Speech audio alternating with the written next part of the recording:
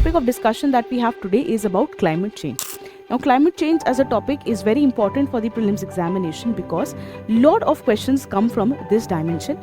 This is a topic that is there in current affairs. Some basic questions come from this topic. Hello everyone. Welcome to PW OnlyIAS.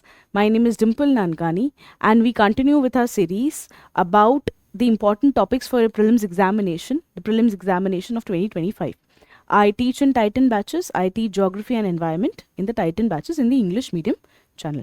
So we have covered the flora in news, fauna in news, national parks in news, wildlife sanctuary in news. The topic of discussion that we have today is about climate change. Now, climate change as a topic is very important for the prelims examination because lot of questions come from this dimension. This is a topic that is there in current affairs. Some basic questions come from this topic. So it is very important to understand this topic. So let us start off with climate change. Now, one of the very important body which takes decision about how to tackle the problem of climate change is the Conference of Parties. That is the Conference of Parties that is held under the aegis of UNFCCC, that is United Nations Framework for the to combat the climate change. So you have the United Nations Framework to combat the climate change. The body that presides is called as the Conference of Parties, and there has been a recent 29th meeting, that is 29th Conference of Parties. So there is this annual global climate conference, that is Conference of Parties, 29th, that took place in Baku in the Azerbaijan. And what did that Conference of Parties adopt? They adopted the Baku Climate Unity Pact. So they have taken a pact, they have signed a pact, they have adopted a pact, that is Baku Climate Unity Pact, and there have also been several agreements that has been taken place. So the other agreements have also been taken place here. Now, what is the outcome of the Conference of Parties of 29th party? One of the outcome of the Conference of Parties of 29 was that there has been finalization of the rules for the Article 6 of the Paris Agreement. Now, what is Paris Agreement? It's an agreement to tackle the problem of climate change. So because we want to tackle the problem of climate change, there is an agreement that has been made, that is Paris Agreement, and there is an Article 6 which aims at finalizing the terms of the Paris Agreement. So there have been finalization of the rules for the Paris Agreement. They said that we will go for, we'll try to establish an international carbon market. We'll try to establish an international carbon market under Article 6 of the Paris Agreement. Now, what does Article 6 of Paris Agreement provides? It provides for the international carbon market. You want to establish the rules for the international carbon market so that the countries, they can, exchange the carbon credit, they can trade the carbon credit among them. So there has been finalization of those rules. There have been other important agreements. One of the important agreement has also been there, that we will implement loss and damage support. So loss and damage support, there are many countries which get, they suffer a lot of loss because of the climate change. So the loss that they are suffering, that has to be compensated for, that has been compensated at the international level. That is called as the loss and damage support. So they have, the COP mentioned that loss and damage support would be implemented. Okay. Then there has also been agreement on the global energy storage and grid pledge. So we've taken a pledge, the pledge which commits the signatories to deploy a common goal. There will be a common goal of 1500 gigawatt of energy storage globally by 2030. So in the next 5-7 years, there has to be storage of 1500 gigawatt of the energy. So we have taken agreements on implementing Article 6 of Paris Agreement, the loss and damage agreement. There has also been efforts to conserve the energy, therefore global energy source and grid pledge. There has also been agreement on the hydrogen declaration, the COP hydrogen declaration. The hydrogen declaration is about that you want to, that COP hydrogen declaration, that you want to promote hydrogen fuel. Why do we want to promote hydrogen fuel? We want to promote hydrogen fuel because hydrogen is considered as a clean fuel. So there are signatories to boost the renewable hydrogen production so as to decarbonize the fossil fuel hydrogen. Another agreement has been about hydro for net zero. Not only are we promoting hydrogen, but we are also promoting hydropower. Okay, hydropower, so that the power that is derived from the water, so as to reduce the global gases, greenhouse gases. So this has been to modernize the sustainable hydropower infrastructure, utilizing the energy of water for the energy needs. There has also been an agreement, that is Baku Harmonia Climate Initiative. So at the conference of parties took place as Baku. Therefore, this agreement has been there, that is Baku Harmonia Climate Initiative. This was launched in collaboration with FAO. What is it about? It is about reducing the greenhouse gases from the agriculture. So it is about agriculture. So we have targeted multiple sector: energy sector, hydropower sector, hydrogen as a fuel, carbon credits, international market, establish an international market for the carbon credit, loss and damage, apart from taking into consideration a very important sector, that is your agriculture sector. Now, there has also been a very important initiative, that is Global Energy Efficiency Alliance. So, Global Energy Efficiency Alliance is one of the most important initiative that has taken place under COP29. What was it? It was launched by UAE in COP29, and it is trying to build the momentum that UAE consensus was trying to build in COP28. So in COP28, there was one UAE consensus which talked about reducing the greenhouse gassing, tackling climate change. Now we have built upon it, that we called as Global Energy Alliance, Energy Efficiency Alliance. We want to promote energy efficiency so as to reduce the greenhouse gases. Now, apart from that, we've also talked about, there have also been talks about the nationally determined contribution. We all know what is NDC, the voluntary targets that the countries take, then different nations take. They determine the contribution that they will make towards tackling the climate change. So nationally, nations decide determined contribution. What contribution? That how will we tackle climate change? So the countries are encouraged to enhance the NDC with 2025 as the deadline, this year as the deadline, and you want to update the commitment. So there have been efforts to update the commitments. Even India has tried to update their commitments to tackling the climate change, and that is what has been done. That is also been tried by other countries, and we have decided to strengthen the NDC.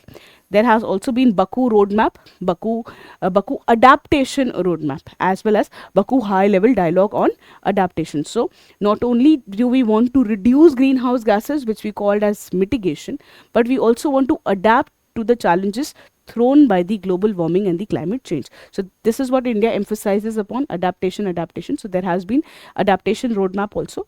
What does it say? That it will enhance the UAE framework for the global climate resilience implementation. Basically there would be more of adaptation action in line with Article 7 of the Paris Agreement. We will take more efforts. We will also try to implement the national adaptation plan, especially for the least development countries. That what contribution can the countries who are capable make towards adaptation. There are challenges thrown. What contribution can be done? What money can be given? What technological support can be given? That is what adaptation here means. Then there have also been focus on the climate finance. That what contribution will be done. So COP29 has brought together nearly 200 countries at Baku, and there has been a final breakthrough. What has been the breakthrough? That we will triple the finance. The initial commitment was $100 billion USD. Now we are trying to triple it by saying that there will be contribution of USD 300 billion by 2035. In the next 10 years, not only USD 100 billion, but USD 300 billion. That is what we've tried to increase the climate finance also. And also not only that, but also from the other developing countries also. They will secure effort from all the actors, okay, NGOs and the other who can contribute at the international level to scale up the finance to the developing countries. That developing countries will be provided more finance from the private sector, public sector, and we will try to increase the finance that is given to the developing countries. So this was about UNFCCC COP29. We have said that there has been scaling up of NDC that has been done. Now what has been the scaling of NDC that has been done? So the scaling of NDC has been that the existing NDC and the new NDC. There have been new NDC. The initial, this was adopted, that what will be the target by 2030. The first target was that we will have to reduce the emission intensity. There would be emission intensity reduction initial was 33 to 35. Now there has been 45% that we will go for energy intensity reduction by 45% from 2005 level by 2030. Okay, then the non-fossil fuel capacity, how much of the energy would be sourced from the non-fossil fuel, what would be the contribution? So 40% was the target, that 40% should be sourced from the renewable energy and the non-fossil fuel. Now the target has been increased to 50%. The target has been increased to 50%. That is what the plan is now. Carbon sink, the target is same, 2.5 to 3 billion tons of additional carbon sink through afforestation. The target is still that 2.5 to 3 billion tons of carbon sink. That target is same. This is same. But rest, we have tried to increase the contribution of non-fossil fuel energy from 40 to 50%, as well as we want to reduce the energy emission intensity from initially it was 33 to 35, now it is 45. Now India has also taken an effort in Glasgow in COP26 that is called as the Panchamrit target. The Panchamrit target, that India had already done this. Now we are talking about 50% in Baku, but India has already done that in COP26. We had said that 50% of the energy requirement will become from the renewable sources. India made that effort in COP26. There was also 500 gigawatt. Not only that, we said also 500 gigawatt of non-fossil fuel energy capacity. So this is in percentage. This is in quantum, exact quantum, 500 gigawatt of non-fossil energy capacity by 2030. This is about the capacity. Reduction of the total projected carbon emission by 1 billion ton from now. So we will also reduce the carbon emission by 1 billion ton. We will also try to reduce the carbon intensity or emission by 45%. What the country is talking about today at Baku, India had said at COP26 in Glasgow. So we had said these two initiatives before only, and also achieving the net zero emission by 2070. This is also one of the most important effort that India says, that we will be net zero emission by 2070. So these are the 5 targets that India had given, called as the Panchamrit. Now, if I talk about UNFCCC, there have been lot of important conferences that have taken place in the past. So COP3 was there, that was about talking about the Kyoto Protocol. So these are the important initiatives that has been taken place. The other conference of parties, I'm sure you have done that in your basics things also. So that tells us about the COP29. Now we need to understand that what has been the India's stand in COP29. India's stand in COP29. So India at COP29, India participated at various sideline events. Whenever there's a conference of parties taking place, there's various sideline events that also take place, and many of the national countries, they either participate or they do not participate. Now India has participated in the sideline events of the COP29. What has been the most important sideline event?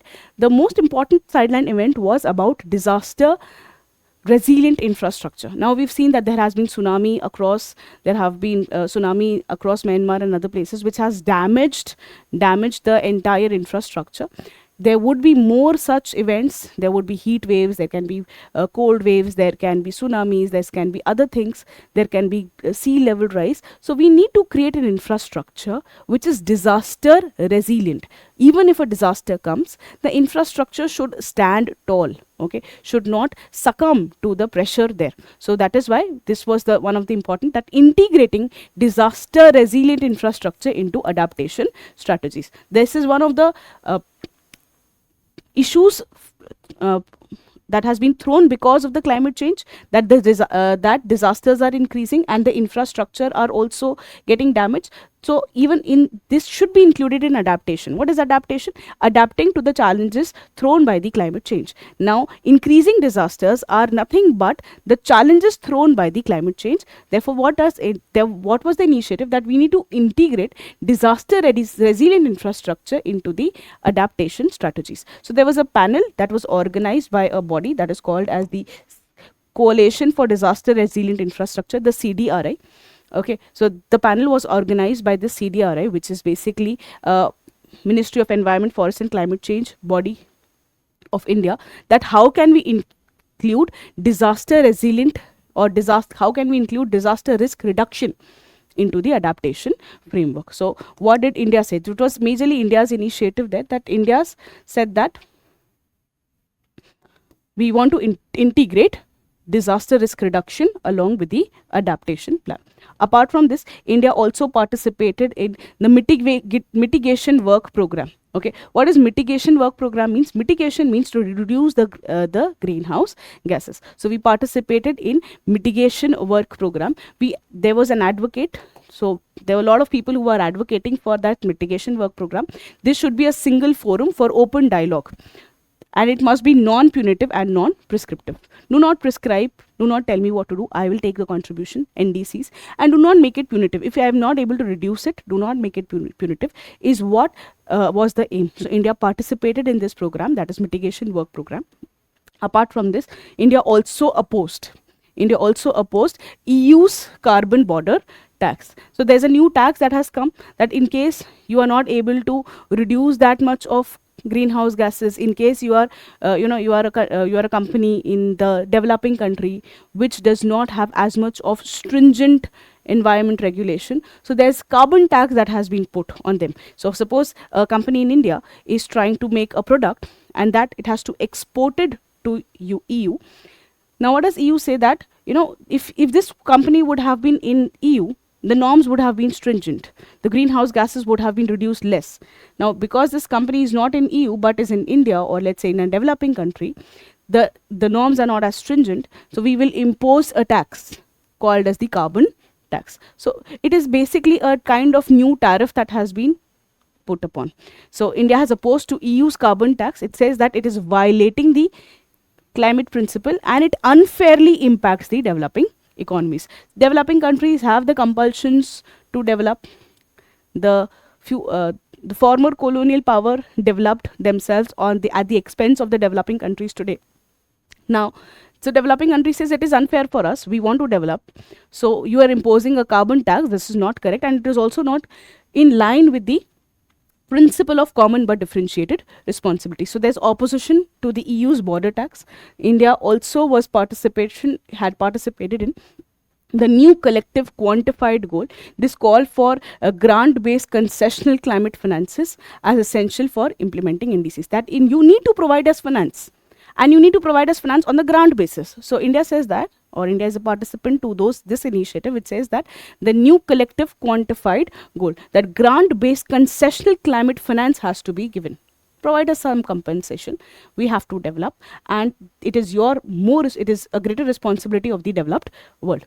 So, and there was also one more initiative, says that the global stocktake, India rejects the follow-ups beyond the global stocktake that has been agreed before. So there were some global stocktake agreements that were agreed. So India now says that we will not have follow-up beyond GST's original, that is global stocktake's original mandate to inform the climate action. What climate action has been taken that has to be informed under global stocktake? There was one original global stocktake which India was also a participant. Now there are new terms and conditions coming. So India is rejecting those terms and conditions. Then it says that there should be that climate change is a global responsibility, and developed countries has to take a lead in mitigating and has to support the developing nation. It is our responsibility to reduce climate change, yes, but is it a greater responsibility of the developed world? Yes, because they have already been developed, they have that luxury, they have the finances, they need to support in case they are thinking about the entire globe. So India is talking that there should be just transition. Do not put unjust conditions on us. So that's about your India's stand at COP29. There were other topics also included that was there, that how to make the infrastructure disaster resilient. So the infrastructure vulnerability was talked about, the disaster resilient infrastructure was talked about. So this is what has been there. India also talks about that we should support the island nations for resilience building. Okay, there was also support about global infrastructure resilient initiative to support the infrastructure resilience at the global level. Okay, so this is what has been there. India participated in other member meet, for example, Lead IT member meet. What is Lead? Lead is leadership group. This Lead is leadership group for what? For industry transition. So IT stands for industry transition. In case the industry should be transit, they want to transit from one to other, there has to be lead that has to be taken. So there was a meet for this, that is Lead IT meet. It was organized by the Swedish government and the Indian government. The governments and the business executives, they joined the forces. Not only the governments but also the business, they have joined the force. They have joined at the worldwide level to how to make a low carbon economy. So leadership have taken the initiative to transform the industry to low carbon based. Who has been a major participant?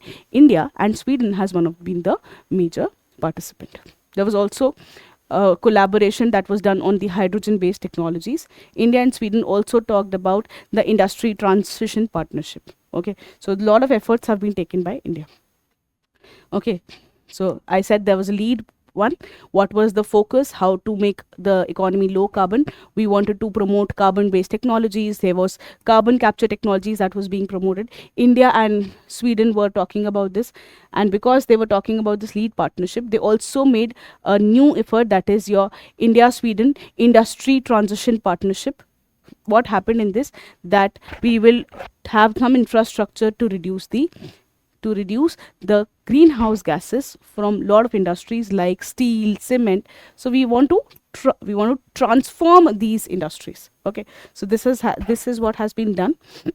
Apart from this, India also took participated in energy transition for global south, the countries in the southern hemisphere. So there has been effort to transit or to transform the global south. So we will have to make the energy transition. It was also organized by India and the International Solar Alliance, that there should be more focus on the renewable energy, on the solar energy, especially in the developing countries. So lead has taken place. Disaster resilient infrastructure was talked about. There was also effort about energy transition for the global south.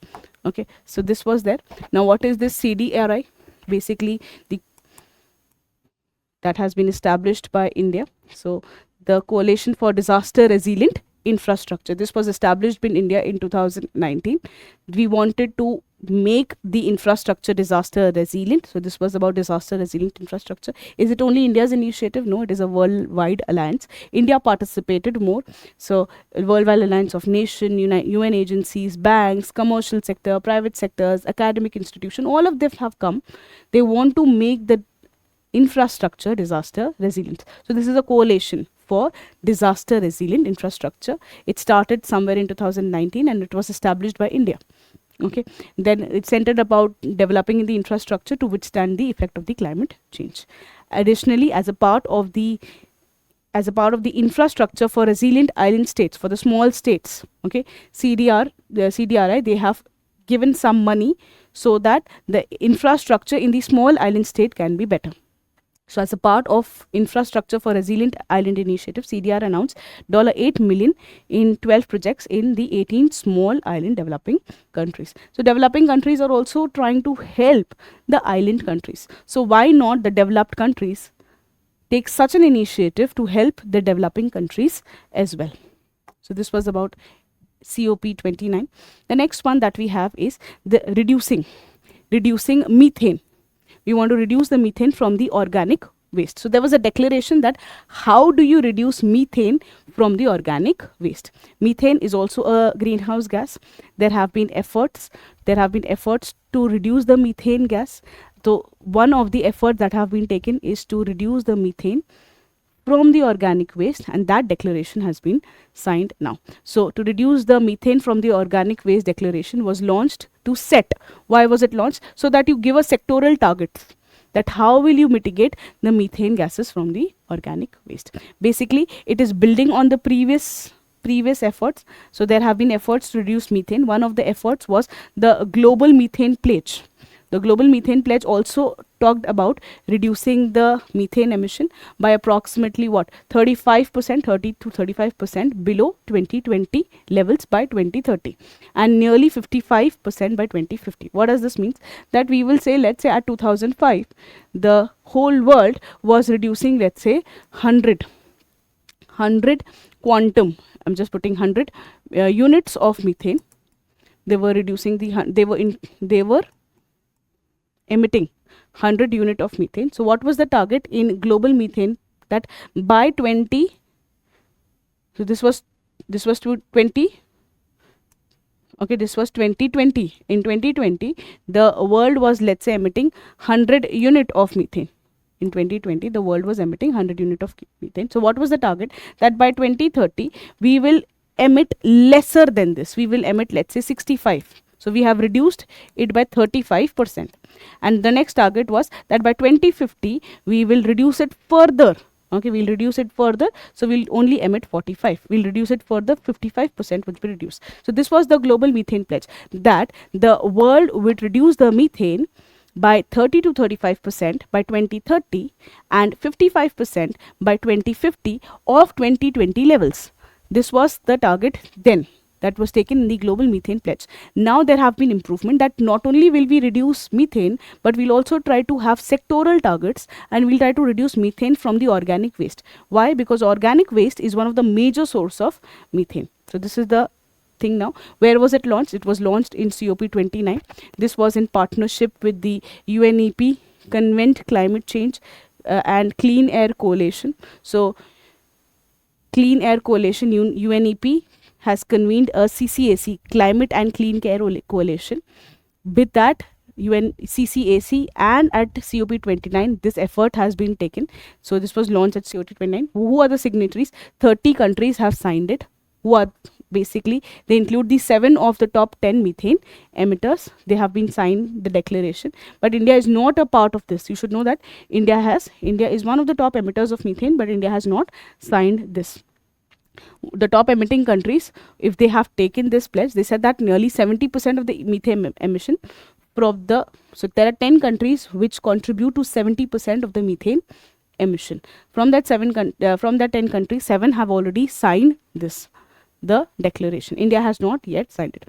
For example, USA is one of the largest emitter of methane from oil and gas. Russia is also one of the larger methane emitter. China is also one of the larger emitter that is coming from the coal sector. So basically they emit a lot of methane. So the top emitters, they have said that we'll try to reduce the methane. Has India been a participant? No, India has not been a participant. Okay. What is our target? That we will include methane in the NDC.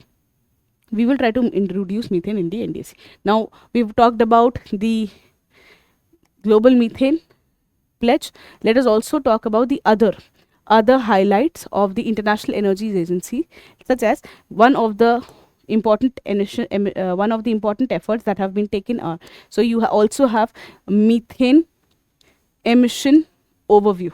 In 2003, the methane emissions from fossil fuel was totaling about 120 million ton. But then there have been rise of methane emission. There have been increase of methane emission over the years. So by 50% in 2023 as compared to 2022. So from 2022 to 2023, 50% of methane has increased, which is not a good sign. And who told us? This was told us by a tracker. What was the tracker's name? The Global Methane Tracker of 2024. Who has launched this? It has been launched by International Energy Agency. So International Energy Agency is also telling us about that how much percentage of methane is increasing year on year. For example, in 2023, 50% was seen hike as compared to 2022. And this is, in 2023, it was about 120 million ton. What are the major sources of methane? We know that the major sources are wetlands, you have agriculture, you have paddy fields, you have oil and gas, even livestock, cattle. So you have wetlands, you have paddy fields, there is cattle, excreta from the cattle, livestock, the fossil fuels, that also releases methane. Okay.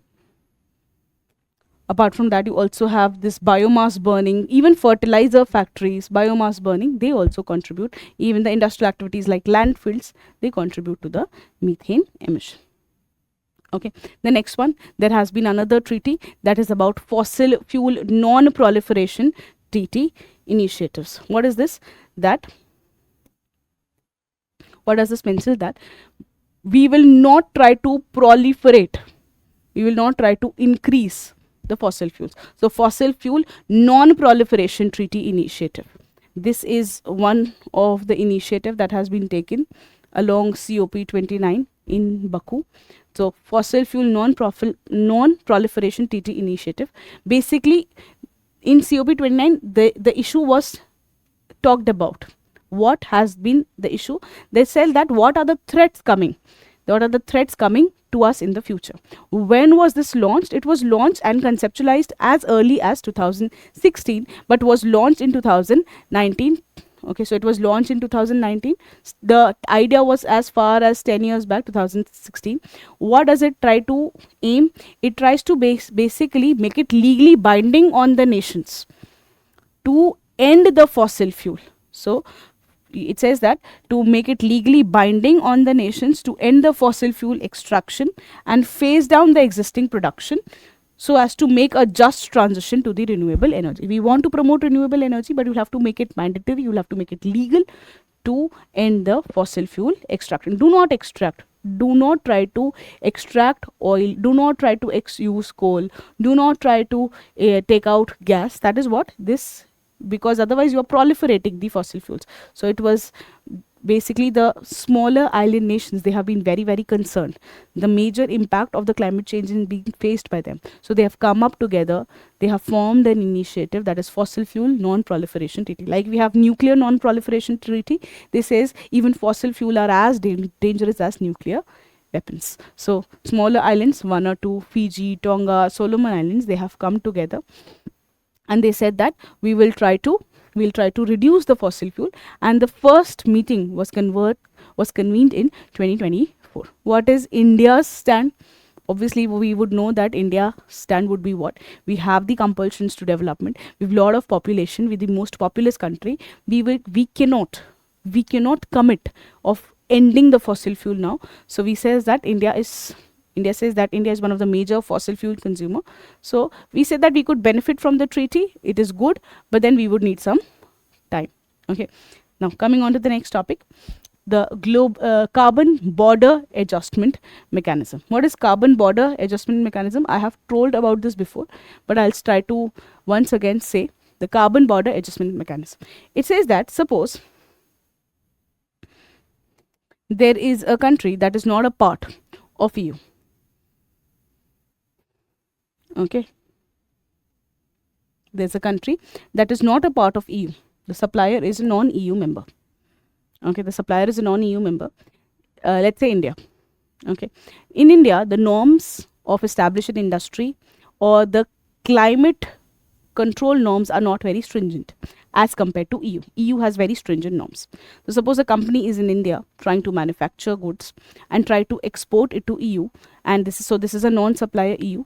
So it will be, the product would be stopped unless and until there is the carbon border adjustment mechanism certificate to import. You will have to take a certificate from the EU that this product is environment friendly, this product has not emitted a lot of carbon. That certificate has to be there. So CBN certificate is needed to supply the goods to EU.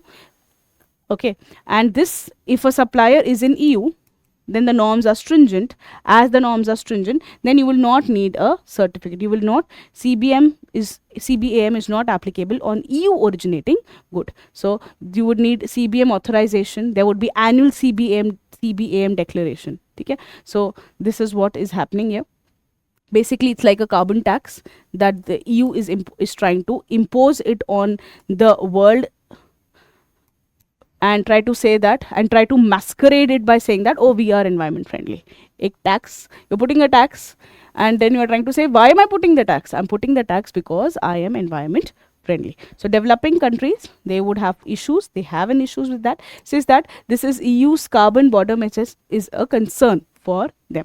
Now, they said that in case you want to put some tax, please discuss it under UNFCCC, have a global negotiation, talk about it, have consensus from the WTO, then you impose such a carbon border adjustment mechanism. Don't put it on the whims and fancies. Have international negotiation and then you put. So developing countries have said that if such stance should be declared within the UNFCCC, it should be declared at the WTO platform. Do not put it on your whims and fancies. Now what is this? What is this CBAM? So if I talk about CBAM, it was introduced by EU in 2023.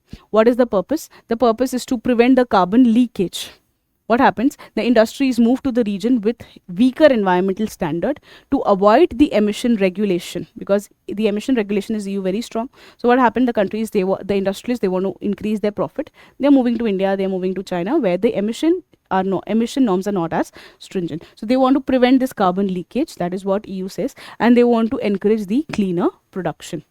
Okay.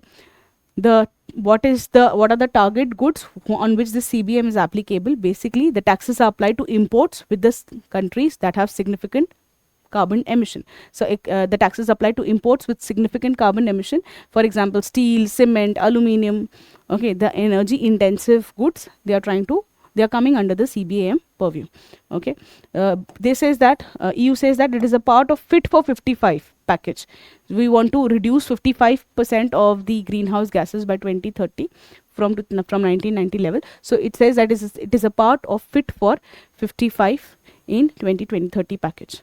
The importers must surrender the CBM certificates annually, and that has to be given, that has to be declared. What is the carbon content of the imported goods? This will reflect the carbon cost. This will align with the EU's norms.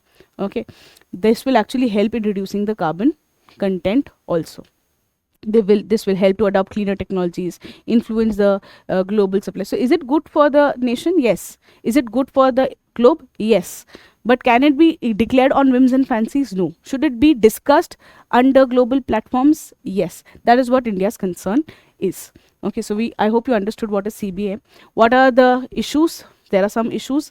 One of the issues that this is being imported on the whims and fancies. Other issues are this will disproportionately affect the exports. We are developing economies. We need to promote exports. So it will affect our competitiveness, cost competitiveness, because it is an additional tax that has been employed. So this will impact our export from China and India. India also says that, okay, fine, we have to stop greenhouse gases, we have to prevent global warming, but please, you are more responsible. Developed world, don't wish away from your responsibilities, don't shy away from taking responsibilities. Please take more responsibilities. There's common responsibility, but this is differentiated responsibilities which the developed world has to take more. So it is against this principle that you're putting tax on us. So this is against the differentiated responsibility. It disregards the Paris Agreement of common but differentiated responsibilities. And the other is the economic disadvantage. Developed world have good technologies. They have cleaner technologies. They have had finances to make those technologies. Developing world have the compulsions of hunger and other things. So this is an economic disadvantage. You are putting more disadvantage. So developed world with cleaner technologies, they will benefit. This will develop, this will marginalize the developing nations further.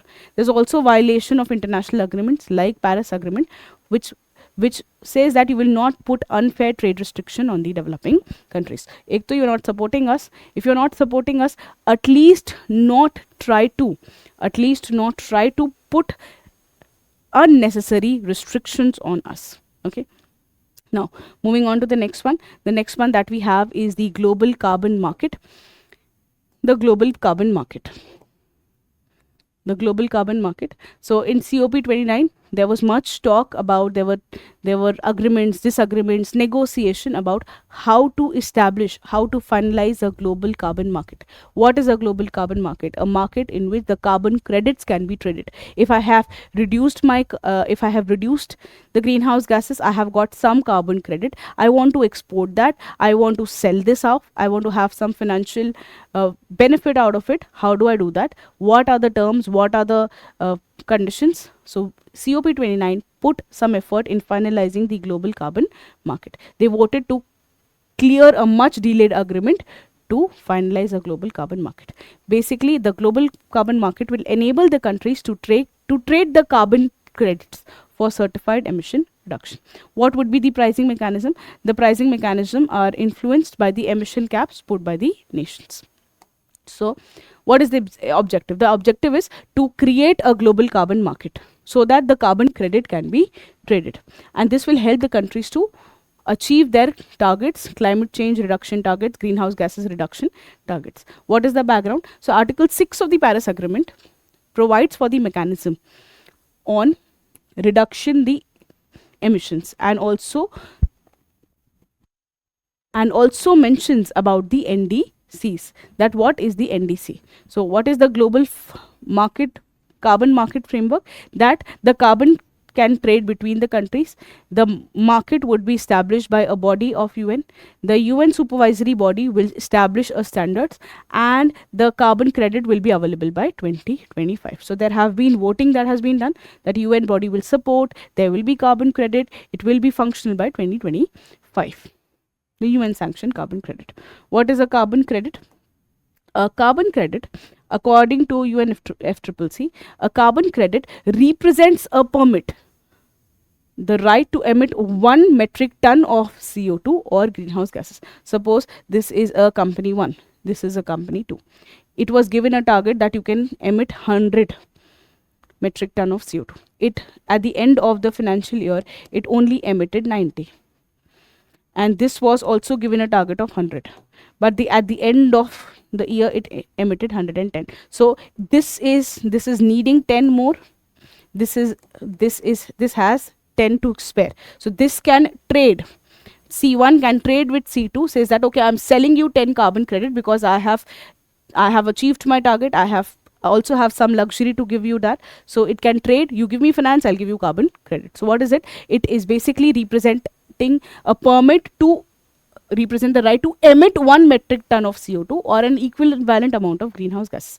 They are typically generated. So carbon credit, they're typically generated through projects that reduce carbon. How will I earn carbon credit? If I give more of cleaner technologies, I could have 100 target of CO2, 100 unit of CO2 could be emitted. I said no, I will go for hydrogen fuel, I will go for hydropower. So I reduced by deploying good technologies. So you can be generated through projects that reduces carbon emissions, renewable energy projects, energy efficiency initiatives, afforestation, reforestation initiatives. The next topic that we have is Global Energy Efficiency Alliance. We talked about this before. We mentioned that global that is Global Energy Efficiency Alliance. Okay. This was launched at This was launched by UAE at COP29 in Azerbaijan. So Global Energy Efficiency Alliance, basically the alliance aims to double the annual global energy efficiency improvement rates by 2030. And we want to reduce the carbon emissions. We want to reduce the carbon emissions. We want to go for energy efficiency. And that is where the alliance takes place. UAE is playing a very important role. It is trying to build some technologies which promote energy efficiency. It is trying to build some knowledge there. So it is trying to have some partnerships there. So UAE is taking a lot of efforts. You want to promote knowledge sharing. You want to build the capacities. There should be investment in the energy efficiency projects. Lot of countries, they are trying to finance, share technologies, build knowledge for this Global Energy Efficiency Alliance. The next one that we have is Climate and Clean Air Conference. Okay, so Climate and Clean Air Conference of 2045. The Climate and Clean Air Conference of 2024. Okay, this says that there would be global cooperation to reduce the short-lived climate pollutant. It is not talking about greenhouse gases. It is mentioning about the short-lived climate pollutants. What are the example? An example can be black carbon, methane, and the hydrofluorocarbon. So we are focusing specially on what? The short-lived climate pollutants, like methane, like hydrofluorocarbon, like black carbon. So there was a conference that was taking place in 2024. Therefore, this is there in news. It took place in February 2024. Now, what is short-lived climate pollutant? As the name suggests, they are short-lived. They are also called as super pollutant. They have some greenhouse gases. For example, methane is a greenhouse gas. They also have air pollutants that have significantly smaller life than carbon dioxide. So carbon dioxide, say the lifespan is shorter. Okay, so we've seen the examples also. What is the conference talking about? That this short-lived climate pollutants, they are responsible for nearly 45% of the global warming. So if you just focus on 2-3 pollutants, you can reduce 45% of the global warming. What are this? One of them is methane. They have a shelf life of 12 years. We've seen that methane is coming from agriculture sources, fossil fuel extraction, landfills, and we know that it has a global warming potential of 20 times higher than CO2. Okay, so over the 100 years, if CO2 can globally warm the earth by 1 unit, methane can warm by 25 units over the span of 100 years. So it is more dangerous, it is more that has to be tackled. Then we also have black carbon. The lifetime is just about few days to weeks. Where do they come from? They come from incomplete combustion of the fossil fuels. Soot is there, biomass, wood. If you burn them, there's incomplete combustion. You will also have black carbon. They absorb sunlight and they make the earth warmer. They also contribute to the global glacial melting. We also have other one, the tropospheric ozone. This is also the lifetime of hours to weeks. This is a secondary pollutant. It is not a primary pollutant. What is a secondary pollutant? That is coming from the mix of the other pollutant. So CO2 plus volatile organic compounds, when they mix up in the presence of sunlight, you have this tropospheric ozone. So it is not a primary pollutant. It has not been emitted by a car, by burning of the fossil fuel. When the pollutants, they mix up, a third pollutant that is coming, that is called as secondary pollutant. So one pollutant, two pollutant, they mix up to give you another pollutant. This pollutant is called as secondary pollutant. This has come from, let's say, car. This has come from burning of the fossil fuel. So the secondary pollutant is formed by the reaction of methane, volatile organic compounds, and NOx. What does tropospheric ozone do? It damages crops, it damages human health, it has a lifespan of few months to decades. That is also hours to weeks. I'm so sorry, it has a lifetime of hours to week. That is also one of the pollutants. What pollutants we've seen? Short-lived climate pollutants. What are those? For example, methane. Second, tropospheric ozone. Third, black carbon. Fourth one, we have HFCs, hydrofluorocarbon. We know that they have the lifespan of few months to decades, depending on the compounds that we have. What are the sources? You get it from you get it from refrigeration, air conditioning, industrial processes. They also contribute to the global warming at a higher level. We know that CCAC, we were talking about climate and clean air coalition. This is an international effort. It is a voluntary effort. It is an international alliance where more than 160 countries, they have come up, apart from the NGOs, international organization, etc. India also joined CCAC in 2019. It was founded in 2012 under the aegis of UNEP. It also provides as a secretariat to the Global Methane Pledge. The Global Methane Pledge that has been taken at the world level, the secretariat is provided by the CCAC. Okay. Now, we know that India is a participant of the CCAC. It's an international voluntary effort. Then we also have reports that has been come in by the IPCC. Now, IPCC has given its 6th synthesis report. This is summarizing its 6th assessment cycle. Then IPCC would now go into the 7th assessment cycle, that is AR7. It has summarized the 6th synthesis report. Now, what do IPCC do? It is basically a scientific body. It studies, it's studying the climate change reports from other nations, collating it, collaborating and providing it what is going on at the national the international level. So intergovernmental panel of the climate change. There are reports that are coming because the reports are being synthesized from across the world. They are very important reports. So they are providing comprehensive report about the knowledge on climate change. What are the causes of climate change? What are the impacts? And what can we do? Okay, the IPCC uses the modeled pathways. They are trying to use integrated models. They are trying to use lot of technologies to estimate that what is happening on the Earth's surface. Okay, so they have basically 3 working groups. One that focuses on the physical science, the other that focuses on adaptation, the other that focuses on mitigation. So adaptation, mitigation as well as physical sciences. What is IPCC? It is a UN body. It is a UN body and it is in charge of examining the climate change science. How is the climate change happening? It was established in 1988. Many of us were not born by then. So it was established then. It was established by WMO and UNEP. The secretariat is housed in Switzerland, Geneva. Okay, it is housed by WMO. There are about 195 members and India is one of the members. So It's a scientific body collating reports, providing the reports at the international level, a very important reports that is provided by the IPCC. Then we have other reports also. The report that we have is the Emission Gap Report. 1 minute, please. The Emission Gap Report. So what is this Emission Gap Report? Recently, United Nations Environment Programme has released this Emission Gap Report of 2024. It was released at COP29, that is in Baku. So who releases it? UNEP. What does that report? Emission Gap Report. How much should we emit? Okay, we should emit this much. And how much are we emitting? So suppose I need to emit, as a country, I need to emit 100 units. But I am, as at the international level, I am allowed to emit 100 units. But I am, let's say, emitting 300 units. So there's a gap. The gap of 200 that has to be reduced, but that has not been reduced. That is what this report talks about. So global emission peaked in 2023. This was rising by 1.3.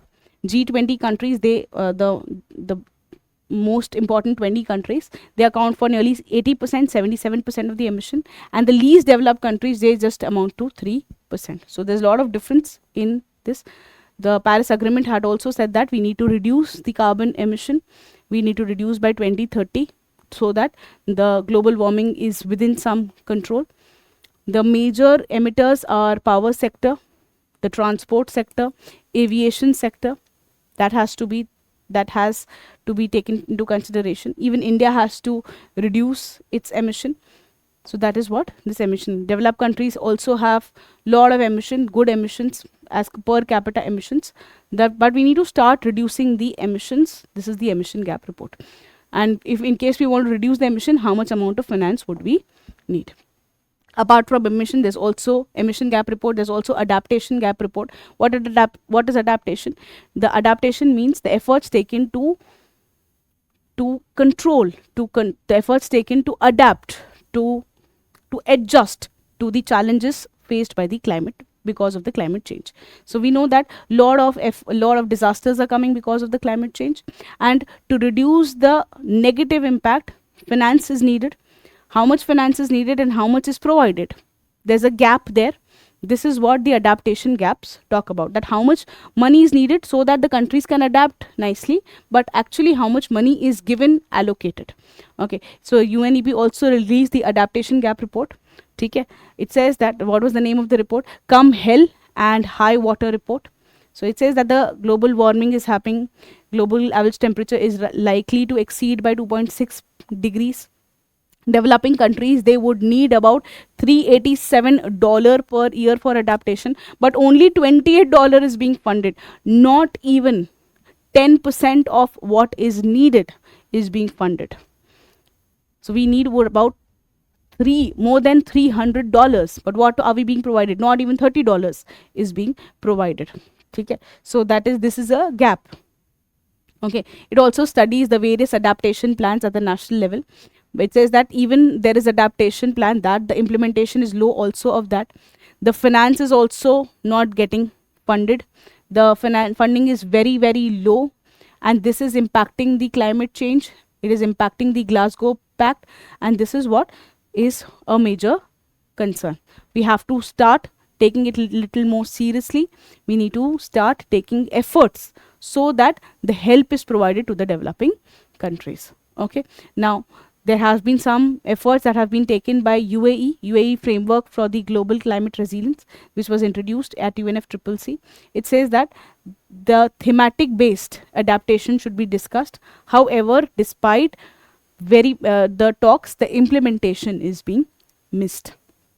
So this is about your, we have referred CCAC. What is CCAC? The Climate and Clean Air Conference of 2024. Okay. So India has been performed 10th in the Climate Change Performance Index. So this is about the Climate Change Performance Index. We have to change the heading. This is Climate Change Performance Index. So what efforts has been taken by the country for climate change? Climate Change Performance Index. India has been ranked 10th. Okay, as per the Climate Change Performance Index report of 2025. Who releases this report? The report is released by German Watch. It is being released by New Climate Institute and the Climate Action Network International. So 3 bodies, they come up together to release this report. What do? They try to look for 4 categories. In the 4 categories, there are about 14 indicators. What effort has been taken in these 4 categories? Effort for greenhouse gas emissions, effort for reduction of greenhouse gas emission, effort for renewable energy, efforts for energy use, effort for climate policy. So what efforts have been taken in these? That is coming. India has ranked 10. So this is about what is the purpose?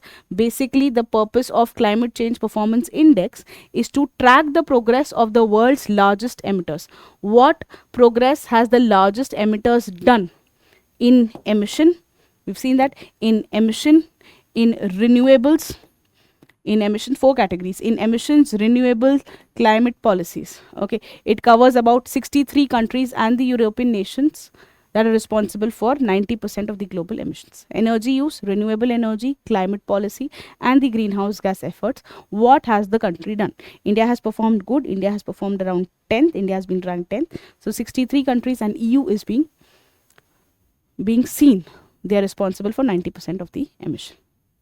Then there was also some climate change conference that took place at Bonn, which says that we need some quantified goal for the climate finances. Talks and only talks are happening, but then not much efforts have been taken place. So at the Bonn also, there was this effort that new quantified goal is needed for the climate finance. Okay, probably this paper has given us some hope that it will be developed into formal negotiation draft that has taken place in Baku. So this was there in news. We have seen this, that yes, they would extend the finance from $100 billion to $300 billion. This has reduced to the formal negotiation now. So once Baku is there, this becomes irrelevant. Okay, now the carbon pricing, we have to talk about the carbon pricing. Okay, what is carbon pricing? Basically, there is a report. What is the state and the trend of carbon pricing report of 2024? The report was released by the World Bank. What efforts have been taken? What efforts have been taken to implement the carbon pricing? We've seen what is carbon credit. Basically, it's a mechanism that assigns a cost to the greenhouse gas emission. So there's a cost, that is, if you emit this much of CO2, if you emit this much of GHG, this much amount of money is assigned. Okay, so carbon pricing is it says that the revenues exceeded $100 billion for the first time. Basically, about 24% of the world greenhouse gas emission is being taken into consideration. India, Turkey, Brazil, they are talking about carbon pricing mechanism. You have different type of carbon pricing mechanism. You have the emission trading system, that you emit this much of unit, you meet your targets, you cap it, and then you trade it. This was the 100 unit target. I have just emitted 90. I have the balance of 90. I will trade that. That is emission trading system. This allow the emitters to trade the emission units to meet the targets. This includes carbon trade, carbon credit mechanisms. Okay, then we have carbon tax, that we have seen the CCAB model, the carbon credit border adjustment mechanism, that you tax in case a company is emitting more greenhouse gases and there's a carbon leakage, you tax. That also we have seen. If you have this carbon pricing, you will hold the polluters accountable. You will say that the polluter is paying for it. It will also promote clean technology. It will support emission. It will help us reduce the emissions. So this is what, and help us implement the Paris Agreement. Okay, so this is what has been there.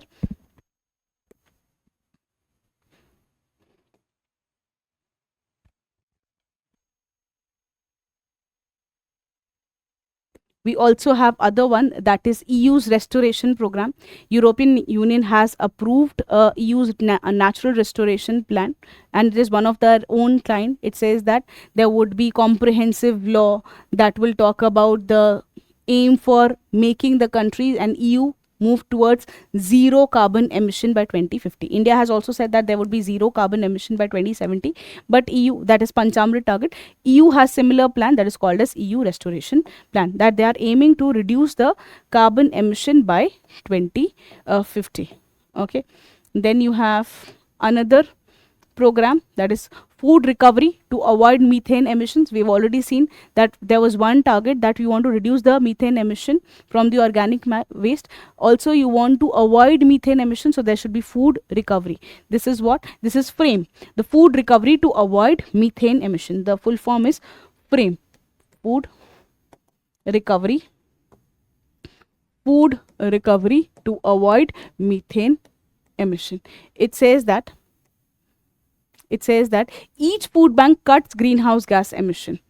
That the food bank has to cut the greenhouse gas emission equivalent to removing 900 gasoline cars from the road. That the food banks should reduce the greenhouse gas emission, and it should be, there's also a quantified target that has been given about that could fuel about 900 gasoline cars off from the road a year. Basically, it is trying to work in the local community centers. It wants to redirect the food waste for human consumption. Who has developed this framework? The Global Food Banking Network, the Global Methane Hub, and the Carbon Trust. So they have come up with this effort to reduce the methane. The frame was first tried in Mexico and Ecuador. There were 6 community-run centers that was trying to recover the food. They was trying to reduce the food wastage. So Mexico was there and the Ecuador was there. They allowed the food bank. They helped the private companies to manage the emission from the food recovery. So it's a non-profit. A food bank is a non-profit organization that provides food to people. So they are trying to help the hunger, fulfill the to tackle the problems of hunger, also to tackle the problems of climate change also. Okay, now we are moving towards, again there's a UN report which says that towards enhanced nationally determined contribution for the forest. We know that there are NDCs.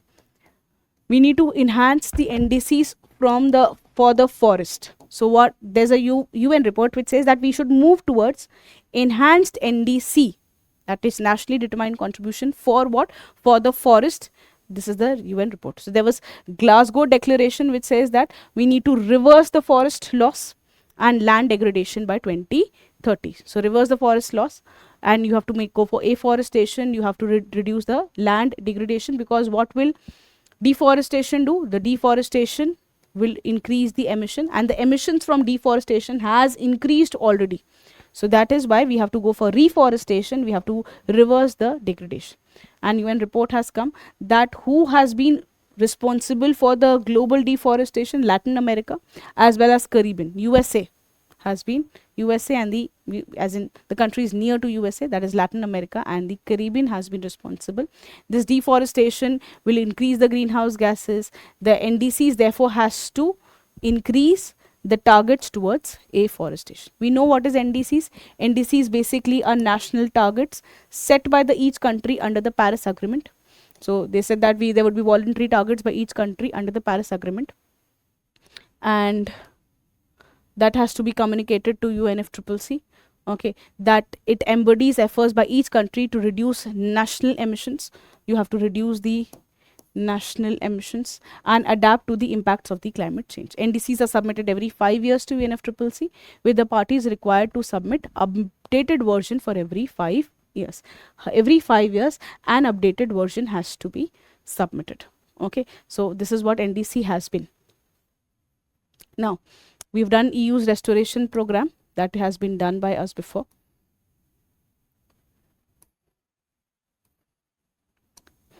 So now Azerbaijan has also come up. Azerbaijan has come up new climate fund. Azerbaijan's new climate fund has also been there in the news. This basically, Azerbaijan is will be the hosting the climate change conference. So it was hosting COP29. So the new climate fund at Azerbaijan has also been come. Basically, there were talk about the climate finances. There was negotiation about it, the climate finances at the national levels, international level, by public, by private. We've seen that there is a lot of finance that is needed for adaptation. You need about more than $300 billion, but that is not being provided. So there was talk about this. It says that at least the current obligation of the $100 billion has to be increased. That has been done at Baku. New quantified global goal has to become. That has also been there at COP29. So what is about this? There was also this new fund. What is this new fund? The Climate Finance Action Fund. So So this is an action fund. It will come into action. It was launched under COP29. It provided some framework as a part of the package. It says that the fund would be financed by the contributions from the fossil fuel producing countries as well as companies, oil and gas companies, coal sector companies. They will also have to provide towards the finances. Azerbaijan is one of the founding contributors. They have given some money there. The members also committed to give some money based on the fixed method or the volume, the production volume method. The initial target has been $1 billion. Okay. That is moving towards urging the climate finances. The 50% of the capital will support the climate projects in the developing countries. The 50% of money will be given to the developing countries, which will be focusing on mitigation, adaptation and research. The other half will meet the future NDC to maintain. So we will also support other half towards how will the NDC can be implemented. So this is the new climate fund, the new climate action fund that has come in Azerbaijan. We've seen a very important issue is loss and damage issue. The loss and damage issue. In the loss and damage issue, so there have been recent floods, there have been recent landslides, there have been recent disasters that have been increased. The most recent landslides in Kerala, they actually spark a debate, spark a conversation that whether the sub-national entities can also seek compensation through UNFCCC's loss and damage. Not only India, but at the sub-national level, will be contribution, can they seek compensation through loss and damage?